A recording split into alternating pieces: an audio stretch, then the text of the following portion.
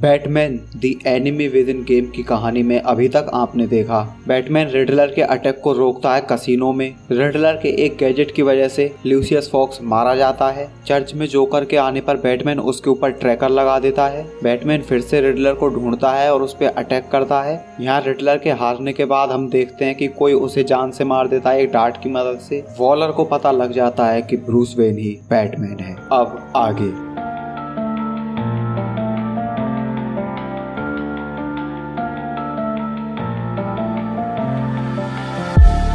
these white lies got me hypnotized. Get out of my head, get into my bed, I'm broken. It's only a matter of time. Shifting my paradigms.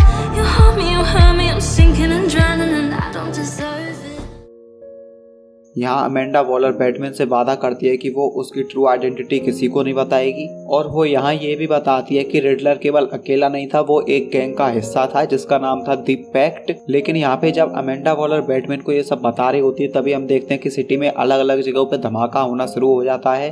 Batman यहाँ पे इन धमाकों को देख करके इस धमाके की जड़ को खत्म करने के लिए जाता है। इसका मतलब वो इन धमाकों के पीछे छुपे हुए बंदों को ढूंढने के लिए जाता है। यहाँ बैटमैन जीसीपीडी आर्सेनल में पहुंचता है जहाँ पर बेन और उसके आदमी कुछ हथियारों को वहां से चोरी कर रहे थे। बैटमैन वहां जाता है और बेन और उसके आदमियों की हालत खराब कर देता है मार मार करके। लेकिन यहाँ पे बेन वेनम सीरम लगा लेता है जिससे कि उसमें बहुत ज्यादा ताकत आ जाती है और वो बैटमैन को यहीं पे ढेर कर देता है। यहाँ मलबे के नीचे दबे दबे बैटमैन गॉर्डन को मदद के लिए बुलाता है और गॉर्डन जब यहाँ पे आके देखता है तो उसकी आंखें फटी की फटी रह जाती हैं। वो फटाफट से बैटमैन को मलबे के नीचे से निकालता है। यहाँ बैटमैन थोड़ी देर बैठता है और आराम करता है।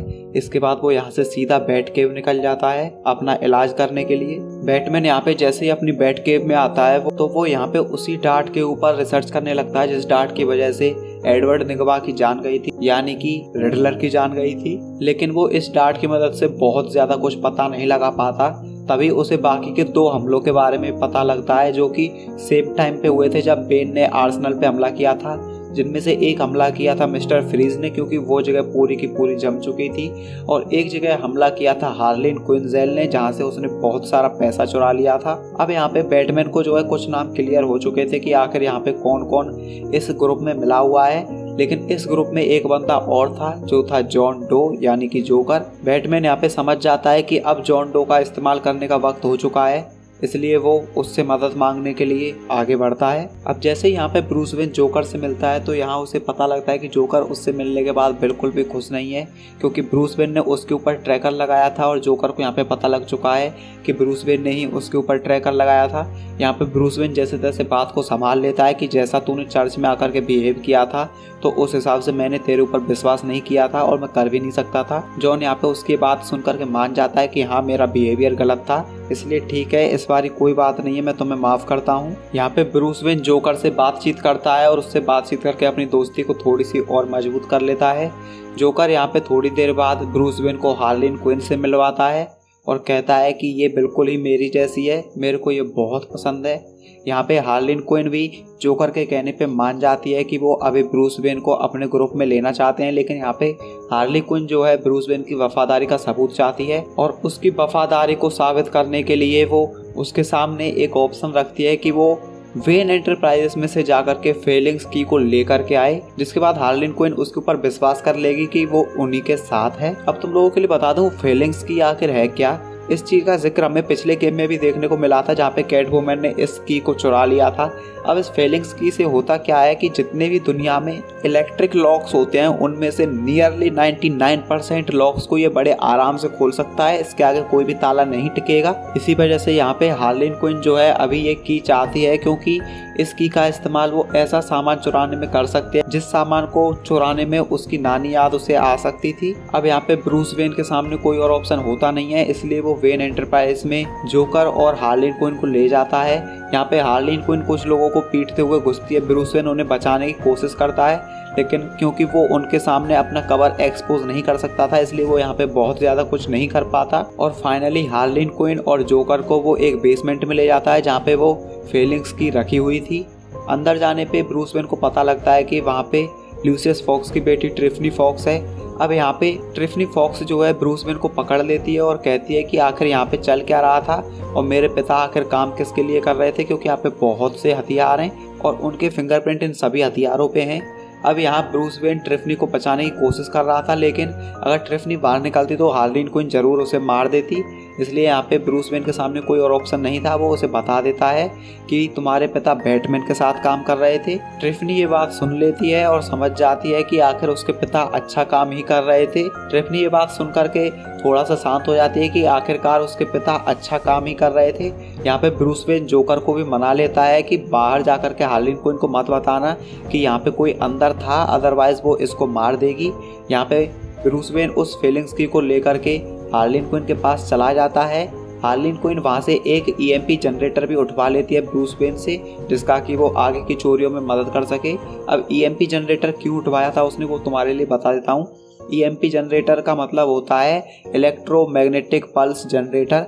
अब इनसे होता क्या है कि आसपास की जितनी भी जो इलेक्ट्रॉनिक आइटम्स हैं ना, लाइक लाइट्स हो गई, लेजर्स हो गई, या जो भी इलेक्ट्रॉनिक सामान है वो बिल्कुल ही कबाड़ा हो जाता है। EMP के आगे वो सारा सामान किसी काम का नहीं रहता थोड़ी देर के लिए। सो इसकी मदद से यहाँ पे हार्लीन क्विन बहुत बड़े बड़े काम कर सकती थी। यहाँ पे ब्रूस वेन वापस से लौट करके एल्फ्रेड के पास आता है और एल्फ्रेड को बता देता है जो कुछ हुआ है। यहाँ पे एल्फ्रेड कहता है कि तुमने ट्रिफनी को इतना बता तो दिया, लेकिन अब ट्रिफनी इतनी स्मार्ट तो है कि वो खुद जान जाएगी कि ब्रूस वेन ही बैटमैन है। यहाँ पे ब्रूस वेन कहता है कि मैं ज़्यादा कुछ नहीं कर सकता था उस सिचुएशन में, क्योंकि उसकी जान खतरे में थी।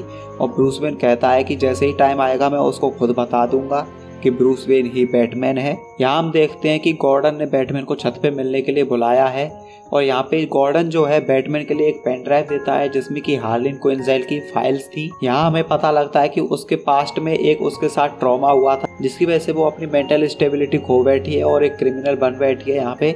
लेकिन तभी यहाँ पे जो है अमेंडा वॉलर आ जाती है और अमेंडा वॉलर की तरफ से हमें पता लगता है कि वो कौन था जिसने बैटमैन की आइडेंटिटी अमेंडा वॉलर तक पहुंचाई।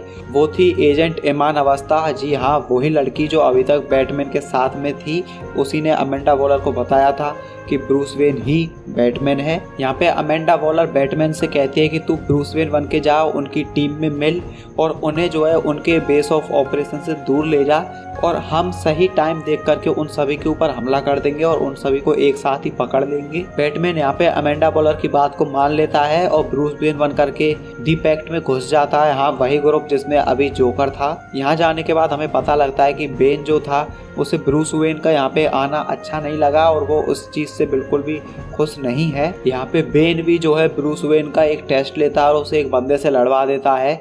यहाँ पे ब्रूस वेन उस टेस्ट में पास होता है और उस बंदे को ढेर कर देता है। अब यहाँ पे जो हार्लीन क्विन है वो अपने प्लान की तरफ आगे बढ़ रही होती है, अपने बेस ऑफ ऑपरेशन को छोड़ने के लिए तैयार होती है ब्रूस वेन के बिना कुछ किए ही। लेकिन यहाँ पे जैसे ही ब्रूस वेन उनके साथ जाना शुरू करता है तो हार्लीन क्विन कहती है कि तू हमारी टीम में नहीं है, कम से कम तब तक तो नहीं जब तक सब लोग तेरी तरफ वोट ना करें। तो यहाँ पे हार्लीन क्विन जो है वोट करवाती है कि आखिर हमें ब्रूस वेन को अपनी टीम में लेना चाहिए या नहीं लेना चाहिए। यहाँ पे मिस्टर फ्रीज और जोकर दोनों ही ब्रूस वेन के पक्ष में बोल जाते हैं कि ठीक है, हम उसे अपनी टीम में ले लेते हैं। इसलिए यहाँ पे बेन का जो वोट है वो अकेला रह जाता है और हार्लीन क्विन के सामने कोई और ऑप्शन नहीं बचता है ब्रूस वेन को अपनी टीम में ले जाने के सिवाय। यहाँ पे जैसा कि प्लान हुआ था कि ब्रूस वेन उन्हें अपने बेस ऑफ ऑपरेशन से दूर ले जाएगा और अमेंडा वॉलर उनके ऊपर हमला कर देगी। मिशन बिल्कुल उसी तरीके से जा रहा था जैसा उन दोनों ने प्लान किया था। लेकिन तभी यहाँ पे EMP जनरेटर जो है वो बीच में आ जाता है और उस EMP जनरेटर की वजह से आसपास की सभी गाड़ियाँ वगैरह सब कुछ खराब हो जाती हैं, आसपास की लाइट चली जाती है और यहाँ पे जो पुलिस वाले होते हैं वो भी मुसीबत में आ जाते हैं, क्योंकि यहाँ पे ये सब के सब साइकोपैथ्स मिल करके उन पुलिस वालों के ऊपर हमला करना शुरू कर देते हैं। ब्रूस वेन को भी उनके ऊपर हमला करना पड़ता है, लेकिन जब यहाँ पे ये लोग उन पुलिस वालों को जान से मारने की कोशिश कर रहे थे तो ब्रूस वेन वहाँ उन्हें बेहोश कर दिया करता था जिससे कि उनकी जान ना जाए। अब यहाँ पे जितने भी सरफेरे होते हैं इन सभी लोगों को वो मिल जाता है जो इन्हें चाहिए होता है और ब्रूस वेन को पता लगता है कि यहाँ पे अमेंडा वॉलर ने उसकी मदद नहीं की है, बल्कि उसने अपने सोल्जर्स को यहाँ मरने के लिए छोड़ दिया था, क्योंकि वो यहाँ पे टाइम पे मदद भेजने में कामयाब नहीं हो सकती थी किसी मजबूरी की वजह से। इस वजह से वो यहाँ पे ब्रूस वेन से कह देती है कि फिलहाल के लिए इन्हें जाने दो। ब्रूस वेन उन सभी के साथ गाड़ी में बैठ जाता है, लेकिन यहाँ पे बेन उनके साथ गाड़ी में नहीं बैठता और यहाँ पे वो सभी लोग बेन को यहाँ अकेला छोड़ करके यहाँ से निकल जाते हैं। कहानी में आगे चल के हमें पता लगता है कि जिस सूटकेस जैसी चीज को यहाँ पे हार्ली क्विन चुरा करके लाई थी उसमें कुछ और नहीं बल्कि रिडलर की डेड बॉडी है। और यहाँ पे उस डेड बॉडी का ब्रूस वेन को बिल्कुल नहीं पता था कि ये लोग आखिर क्या करने वाले हैं। तभी यहाँ पे हार्ली क्विन जो है कैट वुमन को आवाज़ लगाती है और कैट वुमन वहाँ पे आ जाती है। और तब हमें पता लगता है कि कैट वुमन भी किसी तरीके से इन्हीं सरफिरों के साथ मिली हुई है।